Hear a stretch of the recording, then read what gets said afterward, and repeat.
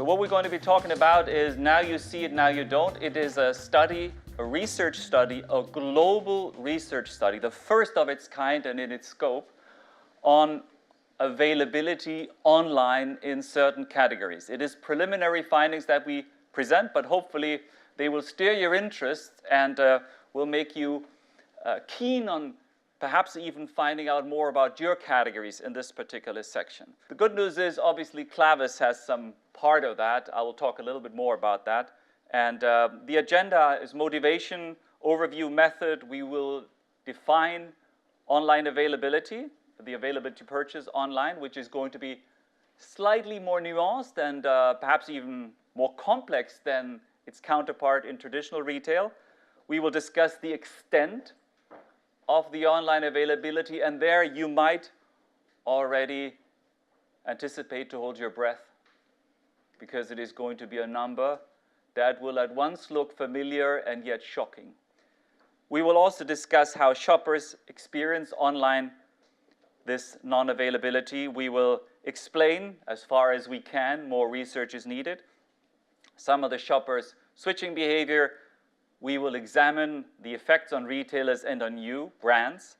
And then we will come and end with a call for participation in an extension of this study, because we believe there's so much more to be found out. There are so many more categories that warrant further investigation that we hope to get you excited about this and continue with this along with us. We were introduced as some old fans here of online, of offline, and indeed we've been working together for almost 20 years. As a matter of fact, around 20 years ago we started our first venture into availability. It was an industry study sponsored by the Grocery Manufacturers of America and Procter & Gamble, and we looked at availability on the shelves. Now that was easy. You know, we had a bunch of people going out, scan the shelves, count the holes, and we come up with a big number. 8.3, remember that number? We did some shopper surveys, exit surveys, those were the days. We tried to figure out how do people react when a product's not there or not. And indeed, we came up with a big number, and we've had great success talking about this because it was, and sadly enough, still is a big problem in the industry. About 2 or 3 years ago, we went back to a major FMCG company and said, guys, you know, the world has changed. Now, with all respect, offline is cool, but online is growing. We saw Danny showing it. This is apparently a big part of the future. We agree. But does anybody know what availability is online? And everybody we met had some ideas, some hunches, but nobody had data. So we said, well, it looks as if there was a great opportunity for another study on online availability and to really bring a sound, robust, rigid, scientifically founded number into this industry. And so that's what we did. We created a second study. We said, let's do this. And what we did is we did an analysis of 13,000 online shoppers. We looked at 273 days of availability or not. A total of 12 million data points is what we analyzed. So I believe you might challenge some of the results, but we do have data. So let's see, and 6 countries, the major countries of this world. According to the e-commerce growth, I'm not talking about political size or whatnot, I'm talking about e-commerce growth. We looked at Germany, Great Britain, France, Japan, China, and the United States. Now, we're already sending out this call here because the categories that we looked at are important, and the choice is random or not. But what is clear is these are not the only categories that you find in a supermarket. There are more categories out there, and we'd love to have more insights on other categories. So again, if you feel your category should be investigated, let us know.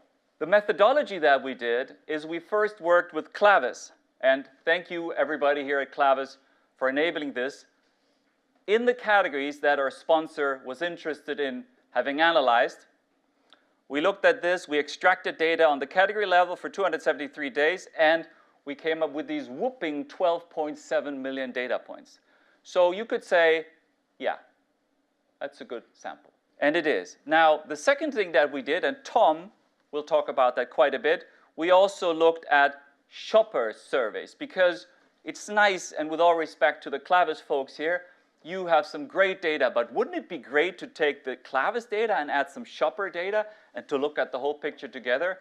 Of course it would be, and that's what we did. We did this first in the US using a data provider there, fantastic collaboration, and we did it again in the other countries with another data provider, which is study number 2 and 3, and study number 1, 2, and 3 were then put together into this presentation. Study number 4 were workshops, and thank you for some of you who were willing to help us. We visited retailers, we did brown paper workshops trying to figure out what are the root causes.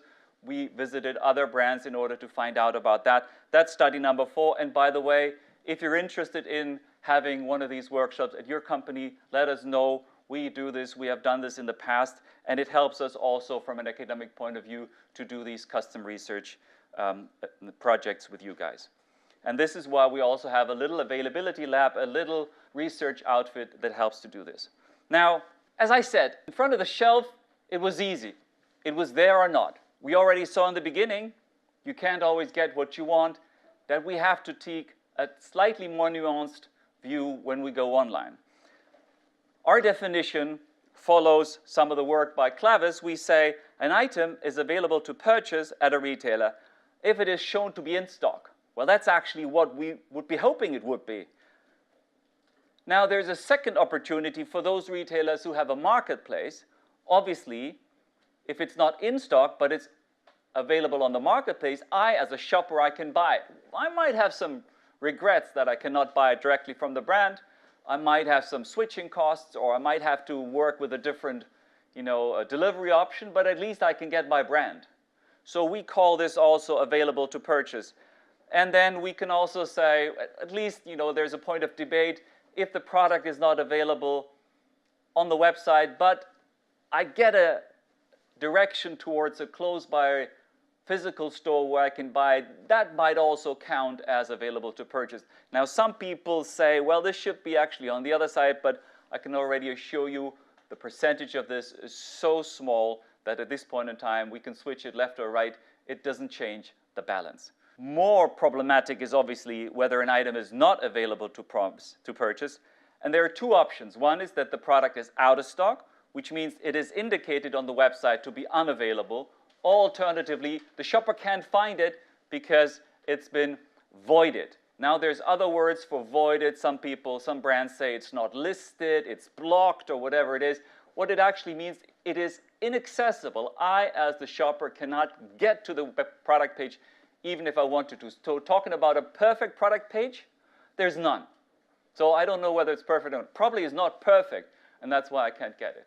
A few examples of this, just to make it a little bit more visual here. Here, this would be an in-stock, the classic situation. This is what I would like to see. This is what I see in most of the cases, but not in all. Second option is, it is out of stock, which means it is currently unavailable. Now, the third option that I can have is that it is void. The product page is not available, so the product's not available to purchase. It is inaccessible. Now, that's a little bit more tricky. As a shopper, obviously, I don't know what I don't know, right? Without going too much into the philosophy of that, what it basically means is I cannot find it. But if I'm a clever shopper, I might have actually written down that RPC code, right? I'm a regular shopper for whatever reason. I do this, I'm a bit of a geek. I mean, few of us do this, right? But imagine you have you do this with a barcode reader. Sooner or later, this will come. Anyway, what I did, just to show you the example, I actually wrote down a specific number here. Here is what it is. So I looked at this Pampers, and I typed in the RPC, which I remembered. And I went into the Asda engine, and I typed in that RPC. Now, they gave me a substitute product. But I really don't think a bag of salad is a substitute for diapers, right? I mean, you have to be some sort of a mother for that. But believe me, my point is that this algorithm, and we're talking about smart algorithms, the RPC ended with 693, and the algorithm just looked for the nearest available RPC code, which was 693 Instead of 2693, it gave me another one which was absolutely similar, but of course, a very different purpose. So in other words, we are confusing the shoppers. We're offering services that the shopper doesn't really need. And then to finish this off, there's an opportunity in the United States. We also had the option in the Clavis database to see that if a product wasn't available, but at a nearby physical store it was, this was also something that was shown. And then, of course, the marketplace. And this is a big trend. Marketplaces, China are, the norm, not the exception. And in Europe, Amazon is also going in this direction. So marketplace resellers are stealing away some of the thunder of the brands when they're not available. And we know that all of this influences search. So among all the other things, not being available has negative ramifications for sales and for search, since all the big algorithms of the big retailers are using availability as one of the drivers of their search results. Now, this is the moment that I was, hoping you would anticipate now. Let's take a look at what is the extent of this. Now, just going right into the middle of this, we found that 20% of the products are not available across the countries, across the categories.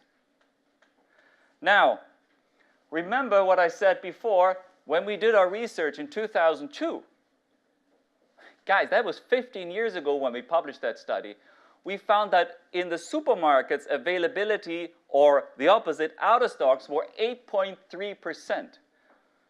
Now, how can it be that in the online it's even worse? Well, the reason is very simple. We have two components of not available, which are on the one side, out of stocks, the unavailability, which was 8.1%.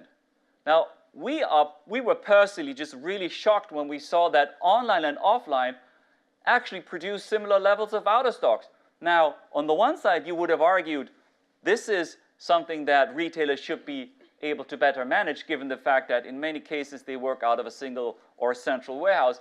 It turns out not, and the reasons are actually manifold. One could be, and I'll show you that, it could be something around the picking, but it can be many other areas, for instance, just not holding enough stock.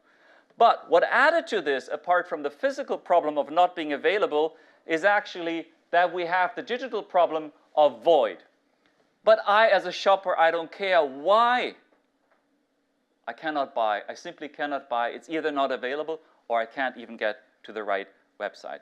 Now, there's some differences here across countries. Without going into too much detail, if we start on this side, we see that UK, US, and Japan are more or less in the same ballpark figure, including Germany. Between 3–4% are the out of stocks, and we see a lot of voids, around 10%. This seems to be the norm. There's three countries in our study that have a slightly different picture here. On the one side, we have France. Now, France is not necessarily much better in availability, with all respect to my French friends here. The thing that they seem to be preferring is they don't like to show things that are unavailable. Instead, they void a product page rather than showing that it's not available. And this is particularly something in the drive areas of the French supermarket scene. The other thing that's interesting is obviously China. And China has an extraordinarily high out-of-stock rate, but it also has a very high level of voids. We will not go into details why that is the case. It has something to do with, as I said, company-specific, retailer-specific reasons, but it also has something to do how commerce is organized in these countries. Some of the causes that we found, and this is a very big picture here, are obviously on the out-of-stock side. It could be a problem of product supply, the classic things. I don't hold enough inventory, particularly online retailers do not hold enough inventory. On the other side, demand management.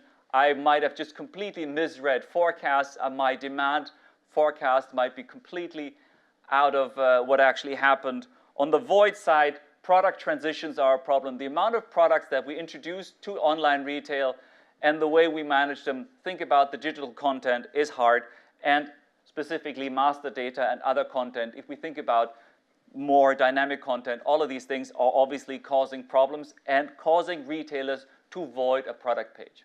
So these are a few of the reasons. Now, obviously, in our workshops, we go into far more detail into the twigs of the trees in order to find out what specifically has to be addressed. Now, I will now hand over to Tom, and Tom will talk about the shopper responses. And there's more thunder in there. Well, the first thing we have to do when we're talking about shopper response is talk about how do shoppers experience an ATP, a non-ATP. When they don't find what they want, what are they actually seeing? And our research showed that about 45% of the time, they actually are saying that the product's not available. They're being told that it's not available. 27% of the time that there's a delay, it's back ordered. It'll be a couple of weeks. We have it, but it'll be a couple of weeks. 20% of the time, they can't find it, okay? And it's either their own user error or we've voided the page, we've taken the page down. 5% of the time, they're reported that it's only available at the store. You can't buy it online. And 4%, we just frankly don't know. And of course, this varies a little bit by country. For example, Japan, very heavy on telling you if it's out of stock, we don't have it, over 60%. China, on the other hand, under 40%. So we see a lot of variance within countries here. Another thing that we found, and this was actually quite striking to us and something that should really, you should really be thinking about here, is that shoppers don't experience this all the same way. Younger shoppers, millennials, we're finding about 21% of the time they're encountering that, whereas old people like me, only 11% of the time. So you guys are the ones who are experiencing a lot of the non-ATPs. Gender, we didn't find any gender difference, but in our USA data, we found very, very interesting data between white shoppers and non-white shoppers. 13.6% for white shoppers encountering ATPs. Every other race, ethnicity, over 20%.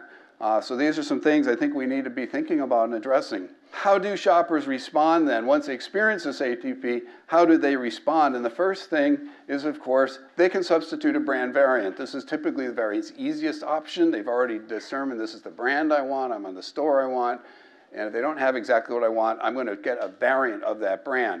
The second thing I can do is stay on that same online store but substitute a different brand.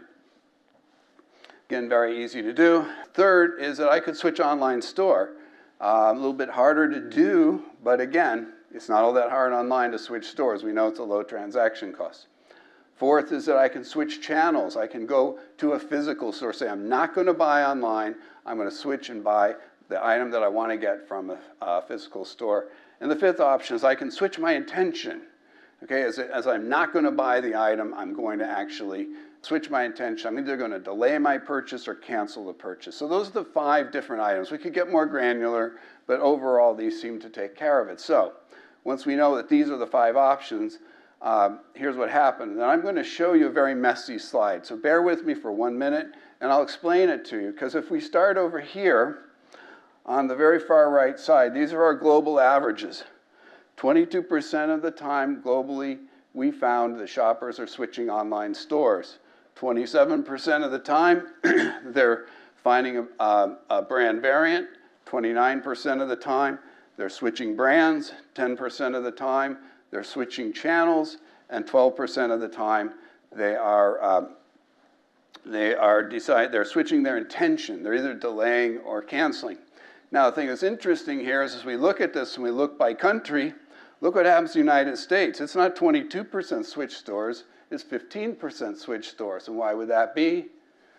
There's a company called Amazon that dominates over 70% of all FMCG sales in the United States. Prime members are not going to switch stores. Alternatively, we go to China.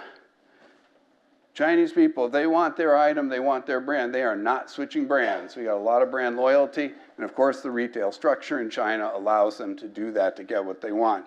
If we go to Europe, we look at the UK, France, and Germany.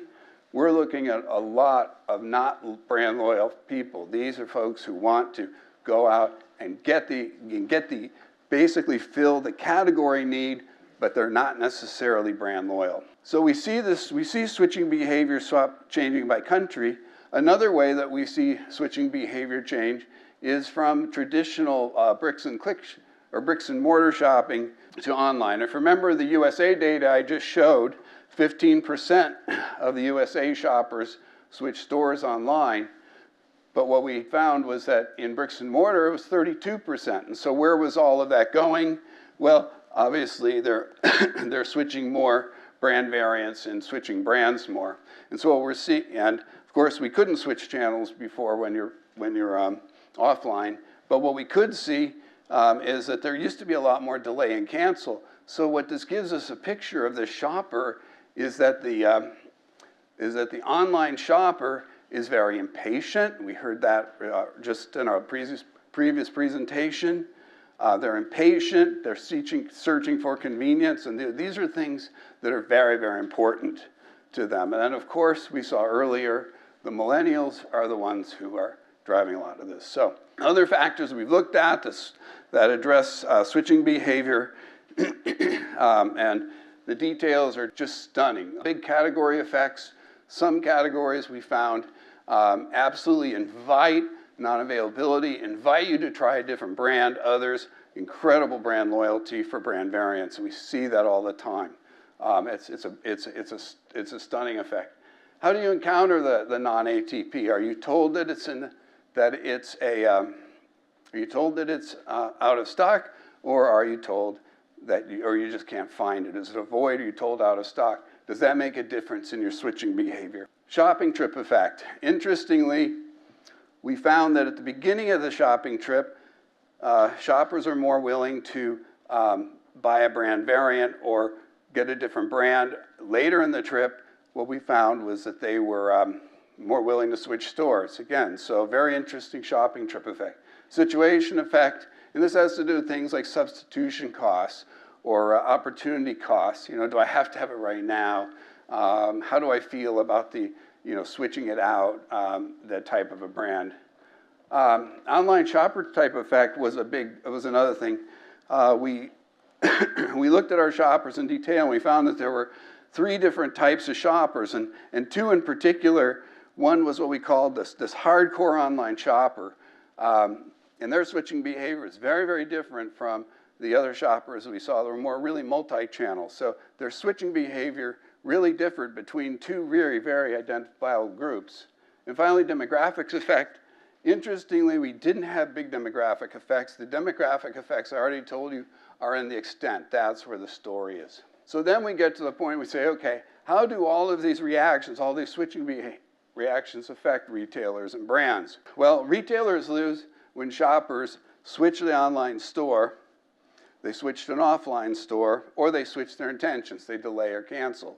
The brands lose when the shoppers switch their brands, or when they switch their intention, delay or cancel.